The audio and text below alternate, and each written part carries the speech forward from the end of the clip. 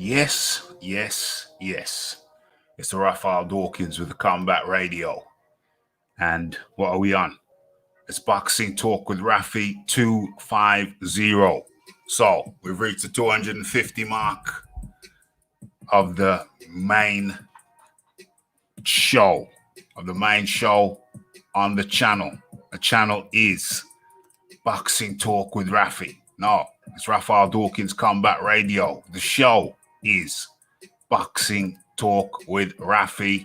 And without much further ado, it's been a big week. It's been a big week in boxing, or big weekend. And the coming weekend is going to be even bigger. And we're going to be talking about that and more with our guest for tonight. Very generous of him to offer up his time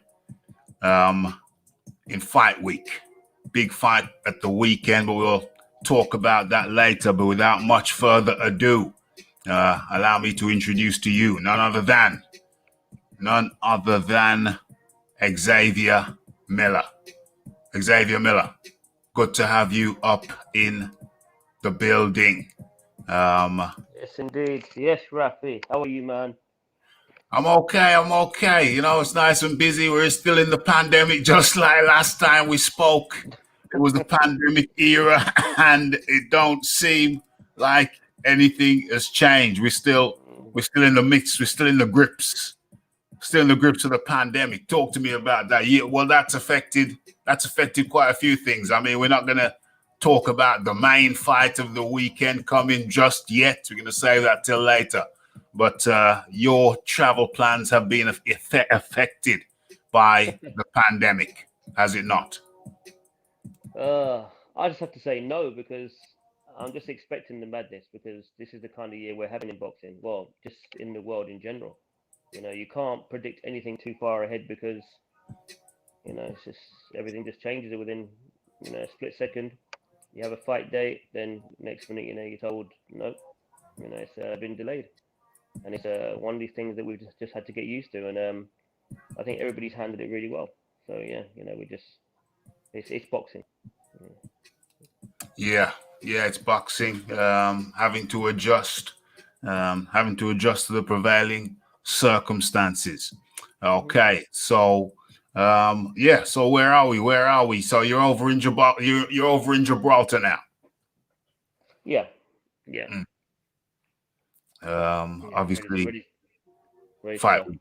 Yeah. Yeah, ready to go. Feeling good, and can't wait. Can't wait to get it on. Can't wait to get into the thing. I think where do we start? Maybe the best place to start, slightly somber, but it's a big thing. It's a big thing in the game. It's a big thing in the sport. My second favorite fighter of all time, marvelous Marvin Hagler, has passed away. Talk to me about Marvin Hagler. Your relationship with Marvin Hagler. I don't know. We haven't talked about this before. I don't even know if he's one of your favorite fighters. I don't know. Well, everybody's a fan of the Fab Four. It's just as simple as that. If you're not a fan of that Fab Four, then you really don't know anything about boxing. That is that's my era. That's my golden era. Yeah. Anyone who's approaching 50, that would be their golden era. Yeah. And it's just sad news. But it's just with the amount of people that's passed away this past 12 months, it's like, it's just the bad news just keeps coming, doesn't it? And we just have to just, deal with it. But he was a outstanding, outstanding fighter. You couldn't fault him. He didn't really have a fault, did he? He was just a complete fighter. He could and he could switch. Granite chin. Good power, and wasn't scared to go to anyone's backyard and fight. And he had to do it the hard way. He had to do it the hard way. A lot of fighters nowadays, they're getting a lot of support and a lot of help. This man didn't. He had to do it from the ground up, and that's why I respected him so much. And he had to compete star-studded era, and he did that. And outstanding performances against Hearns, against Duran. It's up in the air. It's always going to be a debate with the Sugar Ray Leonard fight. It was that close. A draw wouldn't have been a problem for me. He just beat good. He just beat good guys, and I love the John the Beast Mugabe fight. I love that fight. That's a fight that I watch all the time. Outstanding fight. But he just had so many good fights, and respect and rest in peace to a legend. 100%, 100%. He was my second favorite fighter after Muhammad Ali.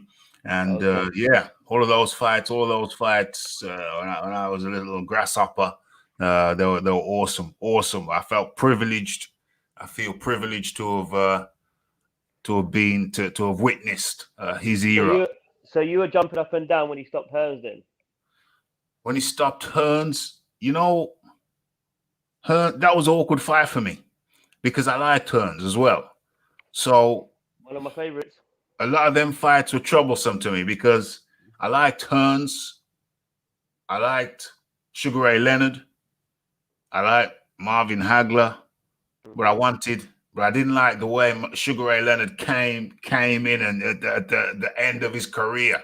You know what I'm saying? And just took that fight. That was painful to me. That was upsetting. That was sad. But that's just how it goes sometimes. You know what I'm saying? That's the way it goes. Yep. It's just the way it goes, man. But yeah, absolutely. He was awesome. He was inspirational because he, like you say, he didn't get things handed to him on a silver platter. He had to work for everything he got, and he's the epitome. He's the epitome of the expression, the term, a testament to persistence, because that's what he was. He was just so persistent, never say die, no quitting the guy. And you got the feeling he'd run through walls to achieve his objective. So it was, I think, maybe not just his skill, but his warrior code, the warrior spirit, that just so that he epitomized. It was just so. He's one of those guys that set the standard in that middleweight division, because then Bernard Hopkins came along and he had a lot of defense of his title as well. Again, Hopkins had to do it the hard way. Had to come from the ground up. Same kind of mentality. Yeah. Both great fighters. Honestly, both great fighters, and all the fighters that came before him in that division. It's just these guys have got a lot to live up to in this era. They really do.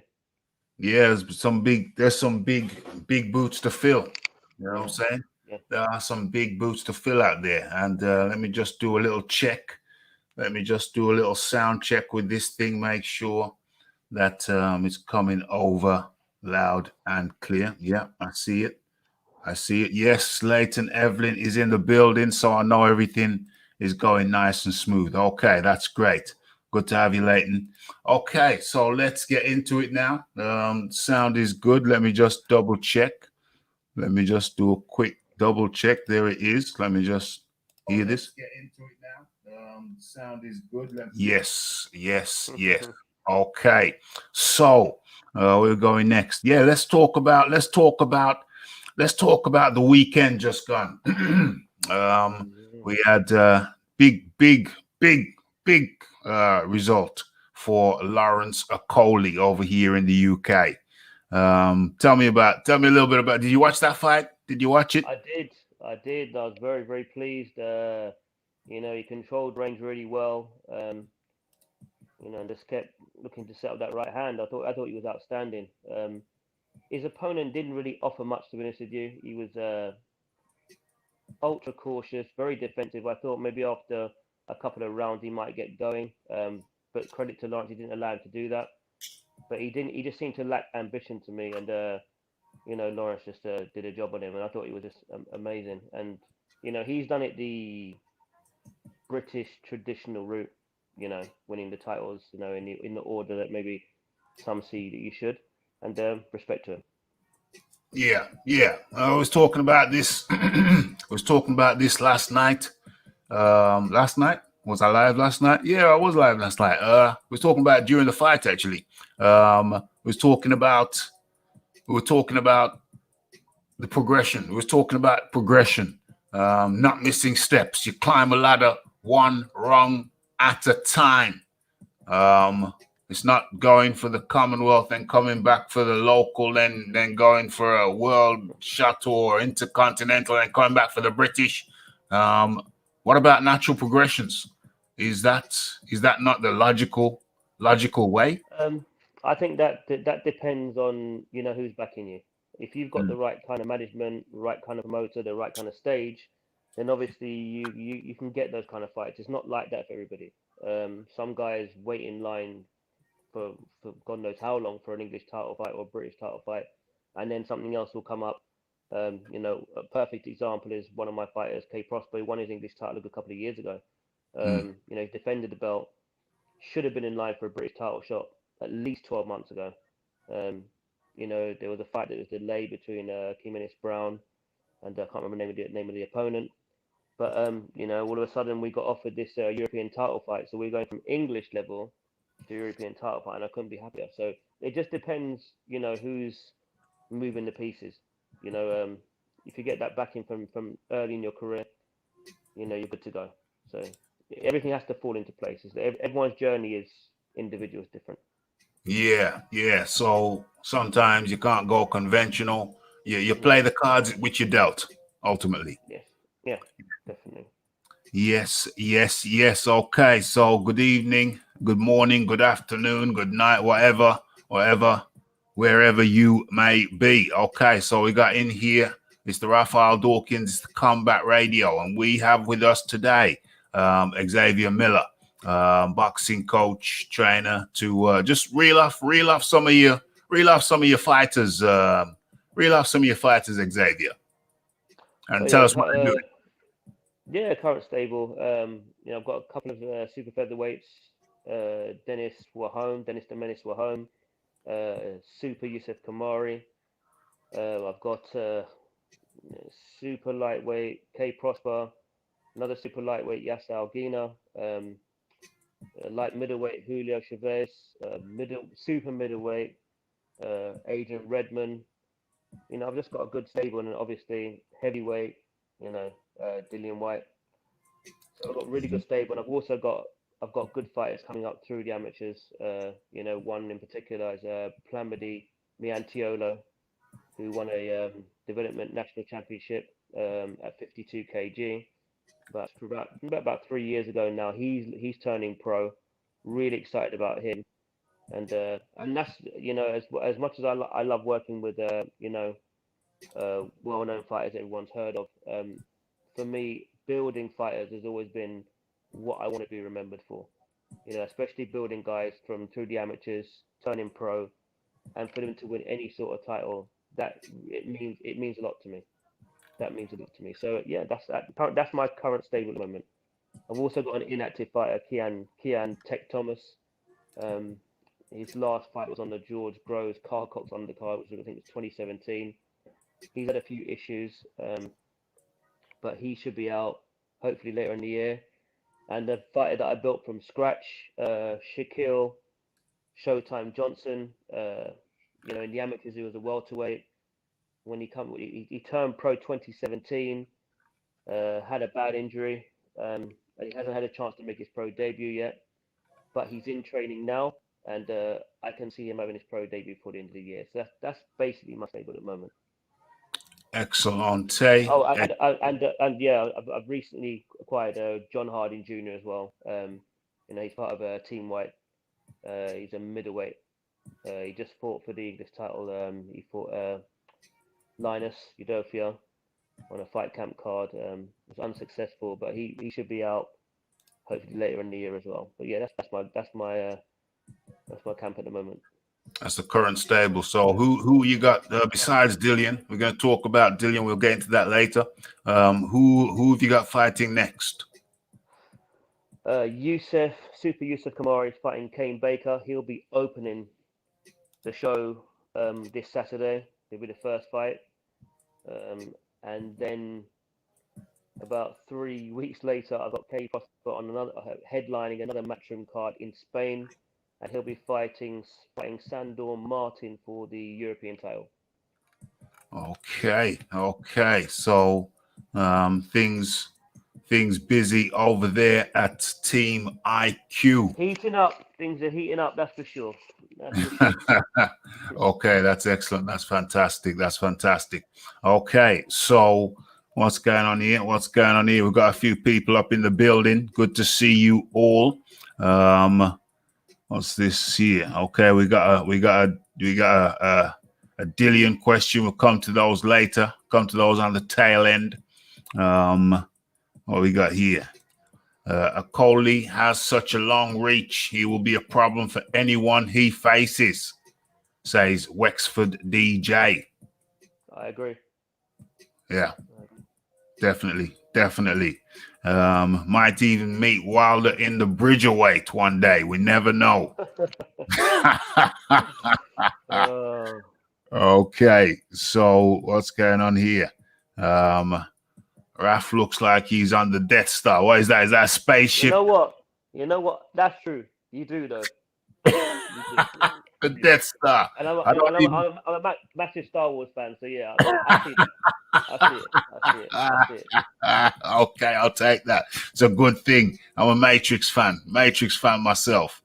One of my favorite films, the first one. I don't know about the second or the third, but the first one. Always. Fan as well. Yeah. Yeah. Oh gosh. Love that show. Love that film. The first one. Okay, so all of the questions now, they look like they're pointing in. Hold on. Yusuf versus Kane. Good fight. Tell me a little bit about that fight, Xavier. Yeah, that's going to be definitely one of the fights of the night. Yusuf, this is his big chance. Can you turn your volume up a little bit, Xavier? Could you turn your volume up a little bit? Is that possible? Yeah, definitely. But how's that? Yeah, that's going to be one of the fights of the night, definitely. Yusuf, this first time he's going to be on a big stage, really. He's undefeated. Kane Baker, he's a warrior. He throws a lot of punches. He's busy. He's been active. Yusuf last fought 7th of March last year. I think Kane Baker's boxed at least 2 or 3 times, in the past 12 months. So he'll be sharp. He'll be ready. But I expect Yusuf to either beat him on points by a wide margin or stop him. But yeah, I'm looking for a really good performance from Yusuf, and once Yusuf wins this fight, he can really move on to bigger, better things. He'll explode onto the scene with a good performance here. What weight category is Yusuf? He's super featherweight, and he's managed by Dillian Whyte. Okay. So, looking forward to that one. What else we got going on? Let's see. I see one down here. Okay, Dillian Whyte questions. I mean, it's a big fight. But before I go into that, did you see the the Maurice Hooper versus Ortiz Jr.? Talk to me about that, because that was, I said I wasn't going to stay up. I promised myself I wasn't going to do that to myself, stay up till them crazy hours in the morning. But hey, what the hell? One thing led to another, and the Rafi ended up staying up, and I don't mind. That was one hell of a scrap. Xavier Miller. Talk to me about your perspective, how you saw that, Shiznix. Well, I can't stay up late for fights no more. I'm too old. That's for sure. So I always watch them when I wake up. But that was a really good fight. I didn't understand the tactics from Hooker. He to me, he was taking far too many gambles. He's got a good height, good reach, but it made for a really, really exciting fight. Ortiz clearly has power. Dangerous fighter. Doesn't look very hard to hit though. So I don't think he's not ready. To me, he's not ready for the likes of Terence Crawford or Errol Spence. No. I'm just thinking what will be a good fight for him. I think Keith Thurman will be too hot for him. I think Sean Porter will be too hot for him right now. I think anything, what would have been good, but you see, he's leaving the division. Danny Garcia. Danny didn't look good against Spence. That's the first time I've seen Danny get beaten by a wide margin. So I think it would have been interesting to see what Ortiz looked like against Danny, to see what Danny's got left. I think that would have been a good fight, but obviously Danny's moving up. Outside of that, don't know. I don't know. Dangerous fighter though. Dangerous fighter. Yeah, a very good fighter. Only 22.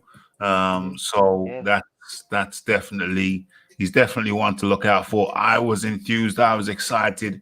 Maurice Hooker.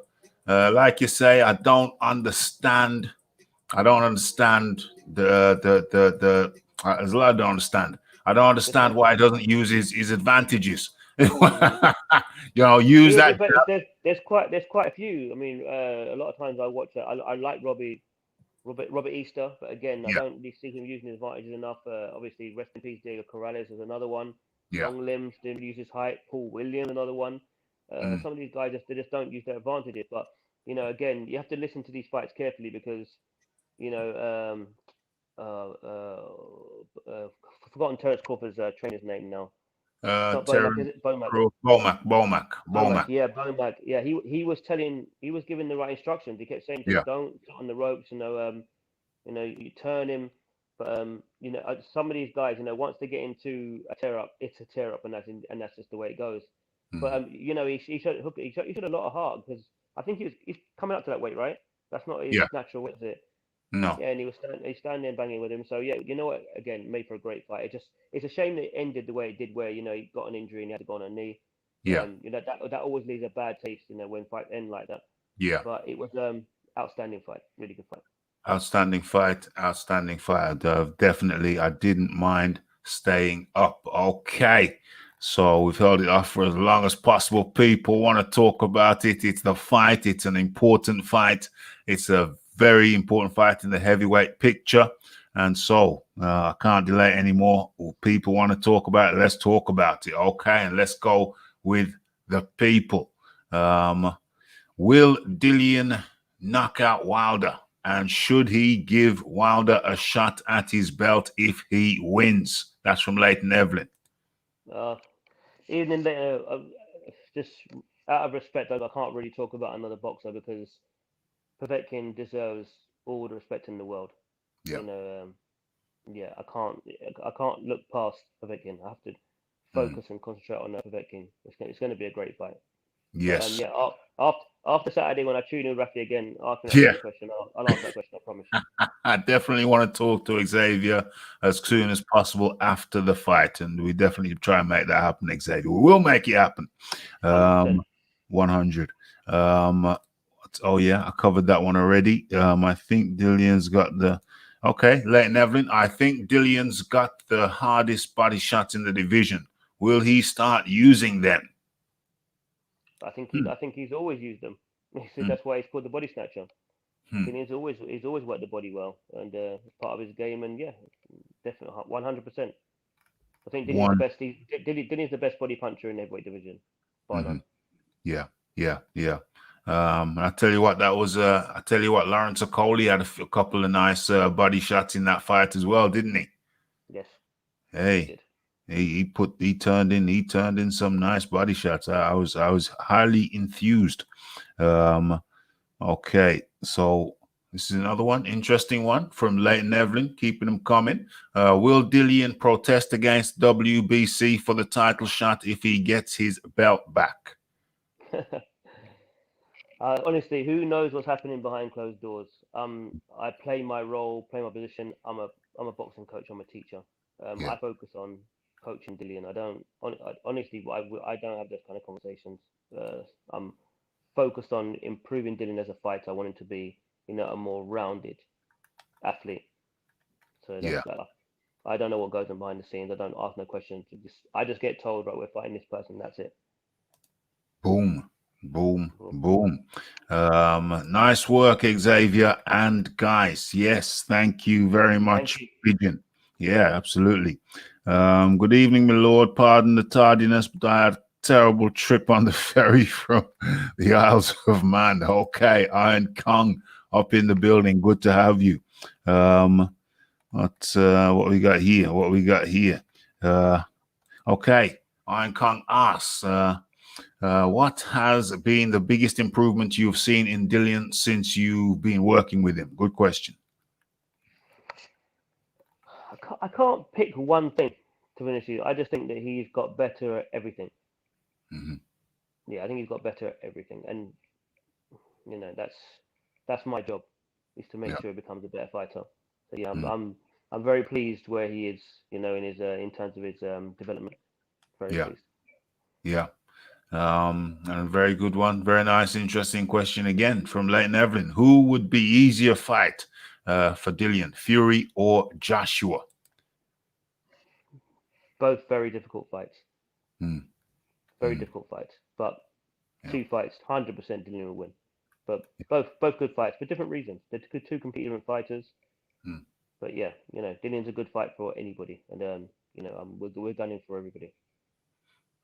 Okay, so who you got? Who's your money on? If you was a betting man, who you be putting your money on against Joshua and Fury, allegedly happening sometime in this summer? It really is a 50-50. It's just it's a hard. I don't even until like the fight's actually been announced with a date and a venue.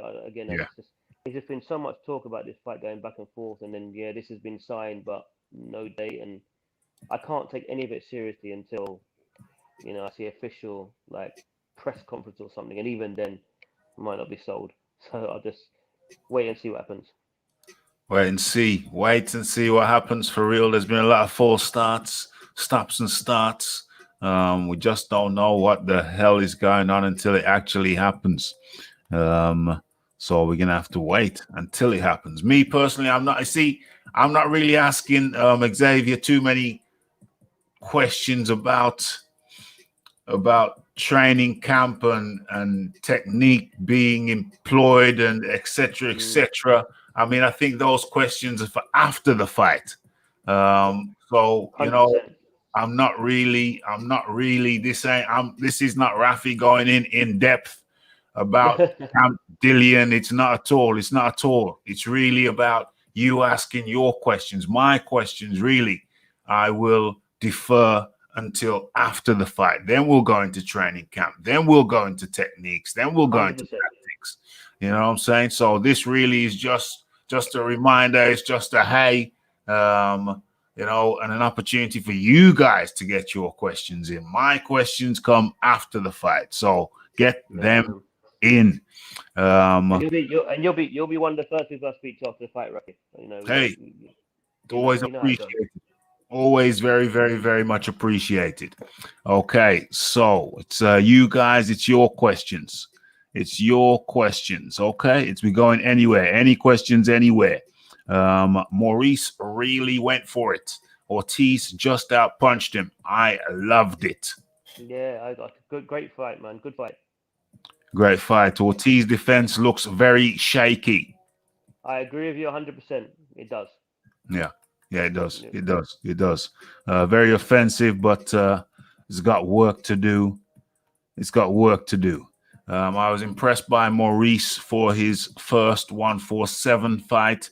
He just chose to fight the wrong fight. Yep, we were just saying that. Yeah. Your people know their boxing. Hey, they know their boxing. Yeah, there's some boxing brains up in here. There's some boxing brains out there in this chat, for which I'm very, very grateful. Will Dillian try and fight box off the back foot?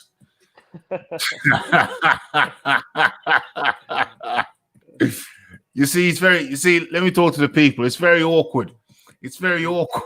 When you're talking about tactics for a fight that hasn't happened yet. You know what I'm saying? I mean, do you just do the Fury the Fury route and just talk a lot of nonsense, and then once every blue moon he'll actually say something and mean it. But then he's cried wolf so many times that you're never gonna know when it's telling the truth and when he's not. I mean, it's those questions are so difficult. You know, which route do you take? You just can't really answer them. You can't really answer. If I'm a fan watching, they're the kind of questions that I want to ask as well. Yeah. Honestly, they're all good questions. The only thing I can say is, listen, the fight's only like 4 or 5 days away. Just make sure you tune in. It's not long now. Yeah, be patient. Be patient. All will be revealed. All will be revealed on Saturday night. What time is that? What time is the kickoff for that fight? What time? I think Youssef the first fight. It's going to be on Facebook. The first fight on Facebook. I think that'll be. It's either going to be 5 or 6. I got a feeling around 5. Yeah, that's information easily ascertainable, and of course, everybody knows you'll be able to listen to the fight over here. We'll be doing a live fight commentary for that card, so we will have the data and the information. Why does Xavier look like David Hay?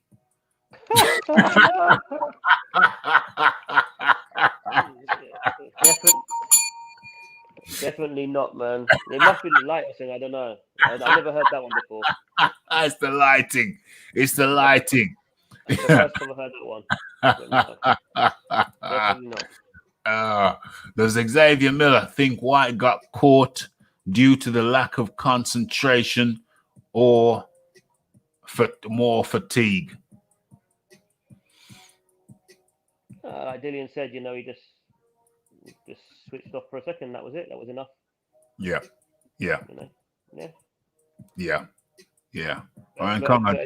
But again, listen. There's 2 guys in there. Someone obviously set something up. So I'd rather again just give respect to the opponent. Say, listen, you did. You found it. But let's see what happens this weekend.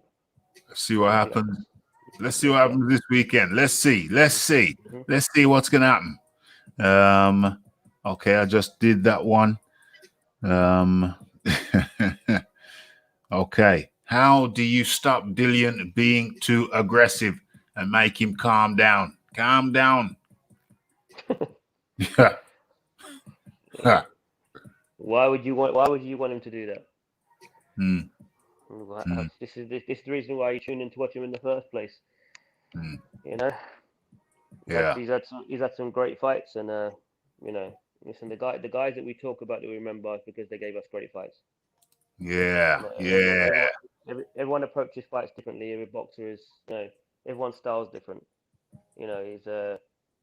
I don't really promote jabbing and running around all over the place. It's not really my kind of style. So, but yeah, obviously I promote good boxing because I've run an amateur boxing club for years. So, but yeah, character, it's one of those things. It's in your DNA.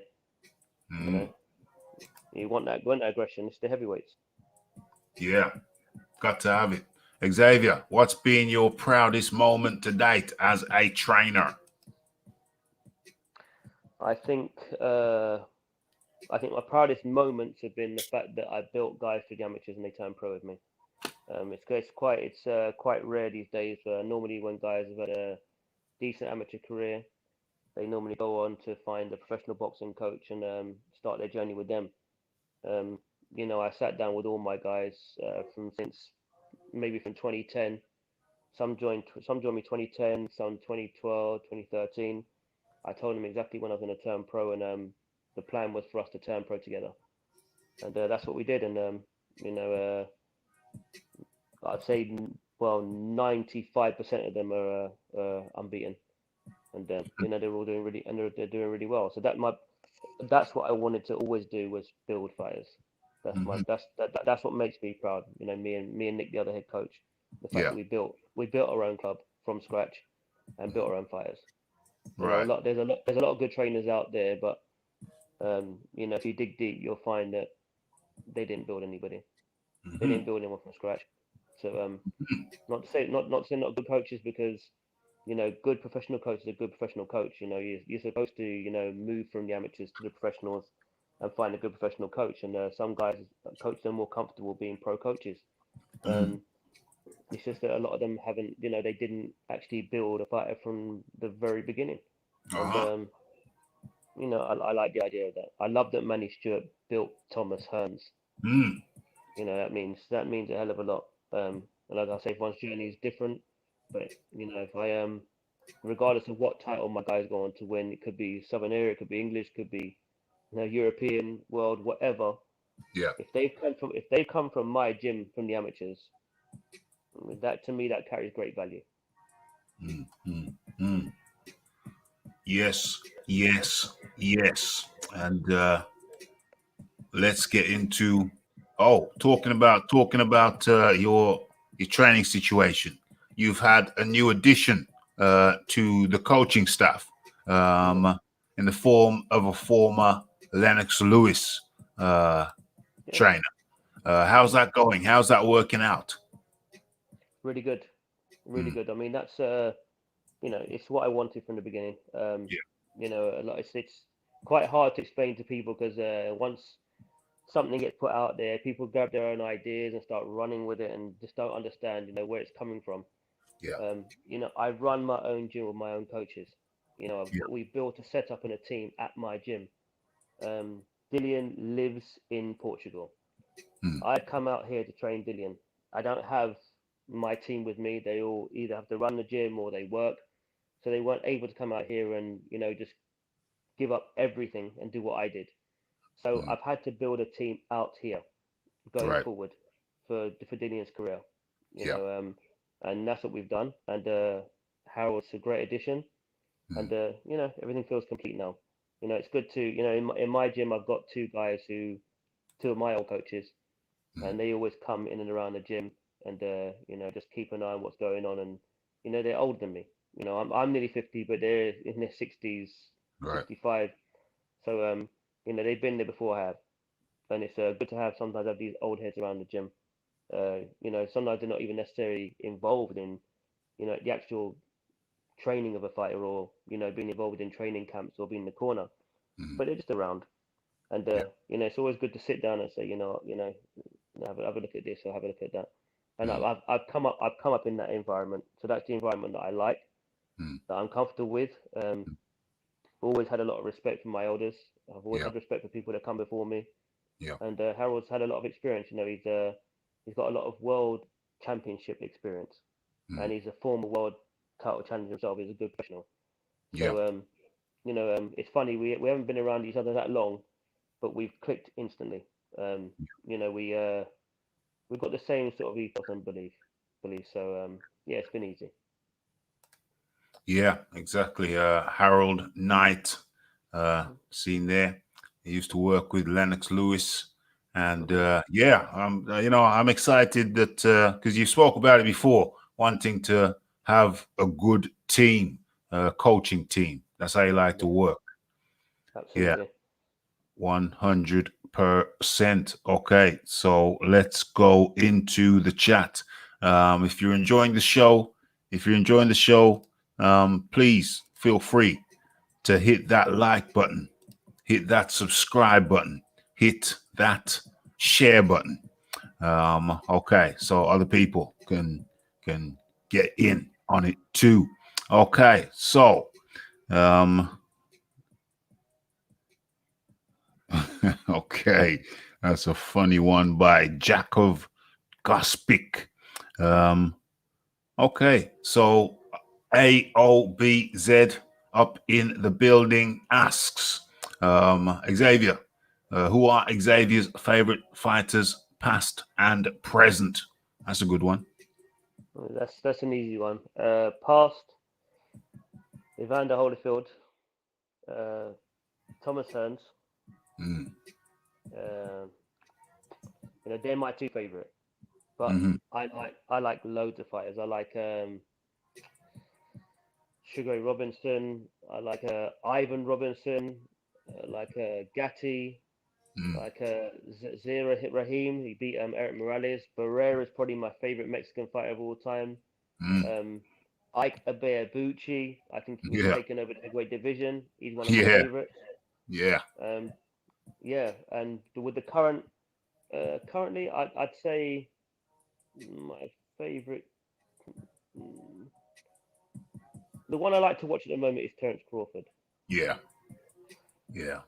Yeah, he can do a bit of everything, and sometimes he can come across a little bit vulnerable, which Mm, makes him excite, which makes him exciting. yeah, Um, I really like Spence. yeah, Um, I'd say those are the two main guys that that I look at the moment. Yeah, mm, I like the way those two fight. They're good, good yeah, fighters, yeah, great fighters, great yeah. fighters. Who do you Danny, think? I was a massive Danny Garcia fan as well, but he just doesn't look the same to me anymore. Mm, I don't know mm, what it is, but he doesn't. Yeah, but I really was a good, especially at 140. yeah, Really yeah, like Danny. Yeah, good fighter.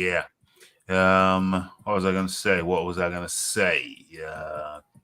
You're going to ask me who I think would win out of Spence and Crawford. I think. That's exactly what I was going to ask you. That's exactly what I was going to ask you. Yeah. um, I shade. This is such a hard one, man. I keep changing my mind all the time. I give a slight edge to Crawford, but I do think that Spence is defensively more sound. Hmm, Um, I think Crawford takes more big shots than Spence. hmm, That's my only worry. But hmm, Terence seems to pick the right game plan depending on the fighter that he's in with. hmm. If he just uses boxing skills, he'll give anybody a nightmare. But that's a really close fight. I can see that being a trilogy, and I hope it. We have to be patient because these fights they do take a long time to manifest, and Hmm. it's just the way it goes. It's not like we waited years for Pacquiao and Mayweather. This does happen. Yeah, We never got Bo and Lewis. Um, yeah, but I think Terence is like 33, 34. If they don't get a move on, we're only going to get one fight out of them. It yeah. would have been good to have a trilogy. Hmm. But yeah, slight edge to Crawford. Slight edge to Crawford. I tend to agree. I edge it towards Crawford myself. Good, good question. OBZ. Is that you said it? OBZ. Yeah, AOBZ. Okay. Yeah. Okay. Um, never best to give anything away before a fight, says Pigeon. Yeah. What's this say? Exactly. Um, what's Leighton Evelyn says? Any chance of getting me a signed glove off Dillian? I will pay. You're best to send him a direct message. I get those messages all the time. But this will be the worst time to be requesting something like that. You have to wait till there's like downtime. Yeah, But yeah. Wait until the fight's well over, and well hopefully over. he wins. Well Okay, let's keep it scrolling. Keep your questions coming in. Where are we? Where are we? What's this here? I've missed a load of them. I've missed a load of them. Okay, I'm scrolling back, scrolling back, scrolling back. Keep them coming. Will Dillian bring maximum violence this time? From Ruben Guerrero. Maximum violence. it's always going to be violence, Ruben. Mm, Always going to be violence. All my yeah, fighters always bring violence. They're boxers, but they're aggressive. That's the style I like. 100%. 100%. WBC did Dillian dirty with the 1,000 days. Absolutely, absolutely. Which punch is harder, Dillian's left hook or his straight right? Ugh. My every part of my body's aching, so I just say, you know what, it all hurts. It's been a long training camp, and yeah, my body has been through it. Damn, Yeah, damn, damn. So the fights come at the right time. Xavier, how has Harold Knight's involvement been in camp? Has he gelled well? No tactic talk, just curious. oh, listen, he's an experienced guy. He was a second for a long time, assisting Manny with Lennox, and he's been Yeah, around Lennox, I think, even before Lennox even got with Emmanuel Stewart. yeah. So he's always played his role really well. He's a mature guy. You know, he's he's been around a long time, and he's the kind of person that will fit into a camp because he's that kind of person, and that's the kind of person I want to deal with. I'm not onto guys who've got all these big egos and always want to run in front of a camera, and I'm just not me personally. If I didn't have to be in front of the camera at all, I wouldn't do it. I'm Yeah. more a guy that's in the back. I just want to Yeah. just train fight. I don't want the fighter to be up front. Yeah, he's managed to fit in really well, and yeah, of course we got a great team. Great team. Yes. Yes. Yes. Wilder ducked so many people. Says pigeon. I don't. I don't like talking negatively about fighters because Yeah.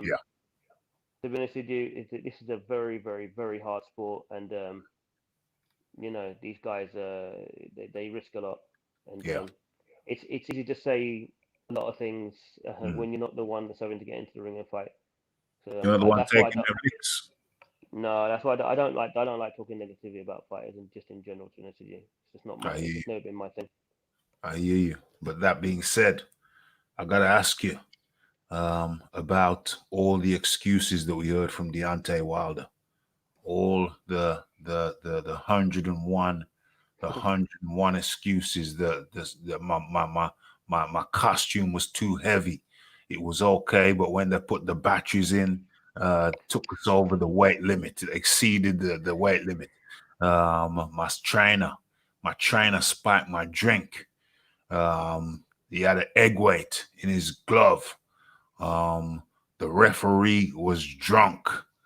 Have you ever in your entire life heard such an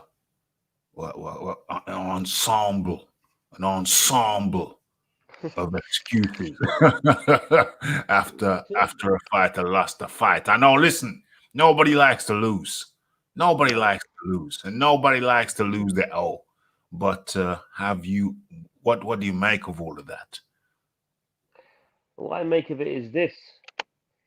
I think that everything is amplified and exaggerated now because of social media. I'm sure there's quite a few fighters in history that have made a lot of excuses, but everything you say now is just on social media. If it gets legs and it gets traction, it just goes. And once you're in the limelight, that's just the way it is. That's how boxing is today.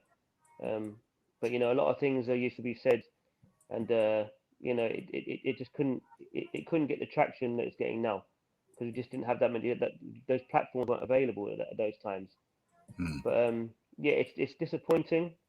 But again, two sides to every story usually, and I Hmm. don't really want to comment. Um, whatever's happened.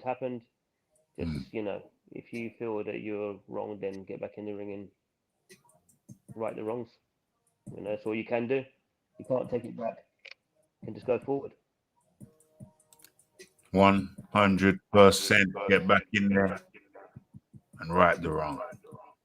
Okay, so why did Wilder originally take? Hold on a sec. Why did Dillian originally take the first Povetkin fight, as he had already had his mandatory shot in line? And Povetkin is a high risk, low reward fighter. Respect to Dillian as a boxing fan, by the way. So Uh, yeah. yeah. I think if you look throughout, Dillian's journey, he's always taken tough fights, and this is the way he wants to learn, Mm, and he'll continue. This is everyone. You just have to respect the path he's chosen. And mm, he doesn't want it. Like I said again, we talked earlier about guys doing it the hard way. Well, Dini's one of those fighters. yeah. He wants to do it Yeah. the hard way, and yeah, and just have to respect it. Yeah. Yes, Iron Kong. Xavier's working with a number of young up and coming guys who we spoke of earlier. You can give them a shout out again, though, Xavier, the young up and coming guys you're working with. I suppose it's best just to mention Youssef Kamari, who's going to be the first fight on Saturday on the Povetkin Whyte 2 undercard. He's fighting Kane Baker, which would be a good fight, and he's highly skilled. I've had Youssef since he was about 15 years old. He's 24 now. So he's been with me a long time. He had about 40 amateur fights. He won box cups. He won the Southern Area belt as an amateur. We went to we travelled, went to Denmark, Germany. There was a tournament in Denmark. He won Fighter of the Night as an amateur, and as a pro, I think he's 12. I think he's 12 fights with 1 draw. Yeah. And he's an outstanding fighter. And Kane Baker, like I said, has been active. So this is going to be, I think it'll be one of the best fights of the night. But I think it's going to be on Facebook. It'll be the first fight, and then they're going to go live. The other fighter I've got fighting for a European title is Kay Prosper. He's fighting Sandor Martin. That's also on a Matchroom show on the 23rd of April. So as soon as I finished on Saturday, I'll be home probably for about 2 weeks, and I've got to fly to Spain to go to Bobble there to get ready for that fight for Kay Prosper. But yeah, Kay, former English champion, really, really skilled, highly skilled fighter. And really, really looking forward to fight that. He's going to be headlining that show, that Matchroom show in Spain. So they're the two active guys. I've got a lot of other fighters, but they just don't have fight dates at the moment, obviously due to the pandemic. It's been difficult for everyone to get out. But yeah, if you just follow my my page on Insta, all my fighters are up there. What's your Instagram? Well, I can say it. I've got it up here. It's what is it? Official _ IQ _ boxing. As a matter of fact, hold on. We have technology. We can share these things on the screen so you can see for yourselves. So hopefully it's showing now. It's official _ IQ _ boxing. And that's the Instagram page. Okay, we're not going much longer. We're keeping it nice, short, and polite.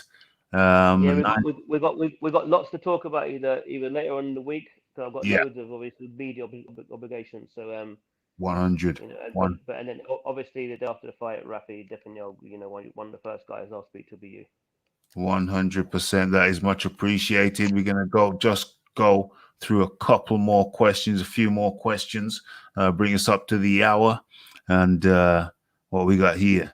How have you found it? Interesting question. How have you found it being based in Portugal, etc., etc.? I would say that's the question of the day. I'd say. Definitely. It's been a really good experience. It's been very difficult because obviously because of the restrictions, I couldn't fly back and forth to the UK. The rules kept changing, and whether that was from the UK or the rules in Portugal, obviously I had to respect it.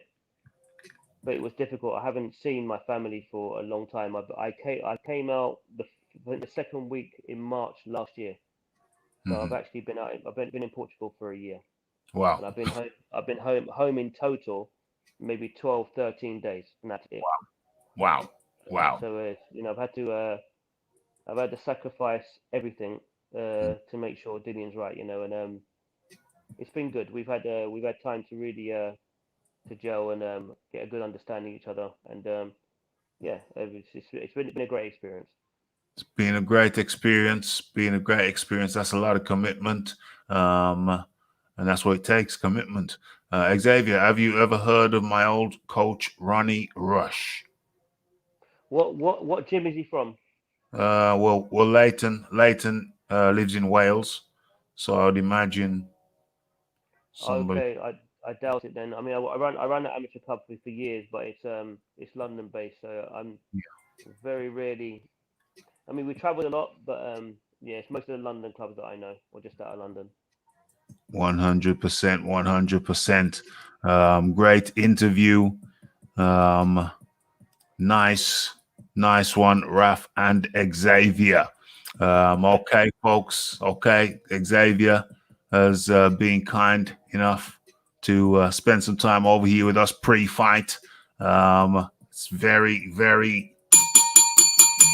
Aaron Daly comes through with a nice super chat donation. Rafi split the dollars and buy Xavier a drink. I know you would. I don't drink, but I respect you. Thank you, man. I don't drink. I'm trying to stay looking young out here. I'm trying. So that's much appreciation to Aaron Daly for making the chat litty, showing appreciation, and the appreciation is appreciated. It's two-way.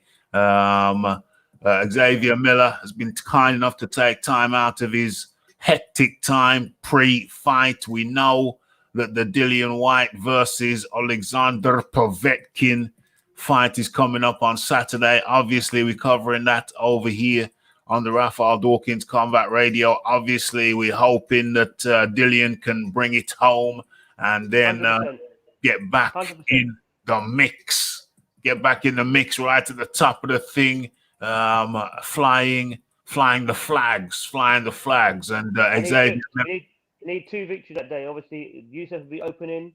Yeah, will be closing. So yeah, I want 2 wins. I've got another heavyweight on the show actually. Eric, he's fighting Nick Webb. Nick Webb. He's from our camp as well. Yeah, and Chris Congo signed to managed by Dillian. He's on there too. So it's going to be and Ted Cheeseman's on the card. This is an unbelievable card. It's a big card. And Xavier, you have our well wishes. Yeah, man, go out there and do your thing. Thank you. Go from us to you, Xavier Miller. Thank you very much. We'll talk again right after the show. Take care. And that was Xavier Miller taking time out of his schedule. Spend some time over here with us at the Raphael Dawkins Combat Radio. Great show. Absolutely. What does he say? Rafi's about to get out his lightsaber and get a lightsaber out and fight the Emperor. Yes. 100%. Okay, guys. Thank you for joining us. Thank you for being with us. Please smash that like button, hit that subscribe button, hit the bell icon, and tell a friend to tell a friend to tell a friend. And we will be back for the Monday show. Boxing Talk with Raphael. I forgot to mention, this is the 250th edition. 250th edition of Boxing Talk with Rafi. Boxing Talk with Rafi, 250. So, yes, great show. Thanks for everybody for joining. What's going on here? Okay, so hit the like button, subscribe button. It's the Raphael Dawkins, the Combat Radio. And we are out. Blessed.